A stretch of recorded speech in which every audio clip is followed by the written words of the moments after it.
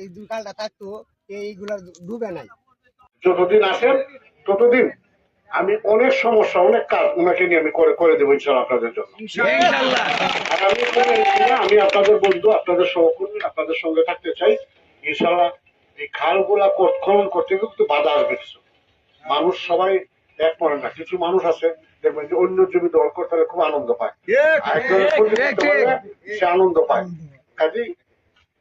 আর কিছু মানুষ এই ধরনের থাকতে পারে, এদেরকে যে কোনোভাবে ম্যানেজ করে খালগুলো খনন করতে হবে, না হলে এখানে আপনারা আবাদ করতে পারেন, জমি নষ্ট হয়ে যাবে। আজকে লাউ কিনতে যান, মহিনন্দন লাউটা ব্র্যান্ড হয়ে গেছে। যেখানে লাউ হোক বাজারে যান, জিজ্ঞাসা করে বলে মহিনন্দন, সেটা হোক বিন্নাডির হোক 1400, কিন্তু জিজ্ঞাসা করুন বলবে যে মহিনন্দন লাউ। এই লাউ ব্র্যান্ড হয়ে গেছে। এটাকে তো আমাদের বাসায় রাখতে হবে। কাজে এই খাল খনন এটা করতে হবে এবং পানি নিষ্কাশনের সুষ্ঠু ব্যবস্থা করতে হবে। ইতিমধ্যে মহোদয় বলেছেন যে একটা প্রকল্প দাখিল হয়েছে, আশা করি আমরা তদবির করে এই প্রকল্পটা আমরা পাস করে নিব, যাতে দ্রুততম সময়ের মধ্যে এই খালটা সম্পূর্ণভাবে খনন করা যায় এবং এই এলাকায় যাতে জলাবদ্ধতা সৃষ্টি না হয় সে ব্যাপারে আমরা সর্বোচ্চ চেষ্টা করব।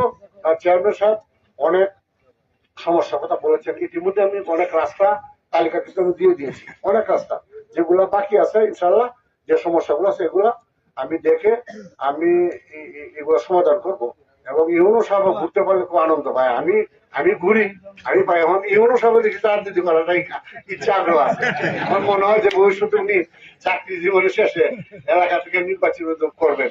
কারণ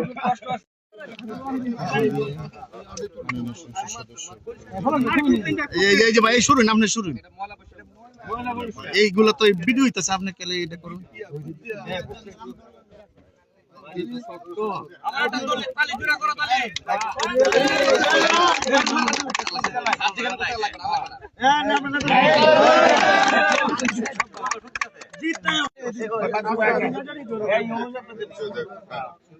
হ্যাঁ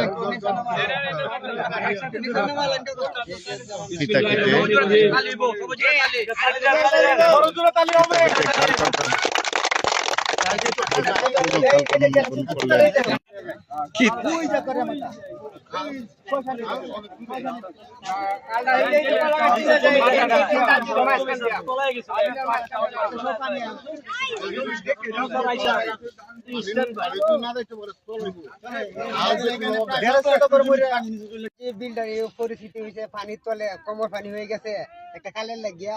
এই দুকালটা থাকতো এইগুলা ডুবে নাই, তখন তো এইগুলো আমরা ডুবাই আনতে হয়।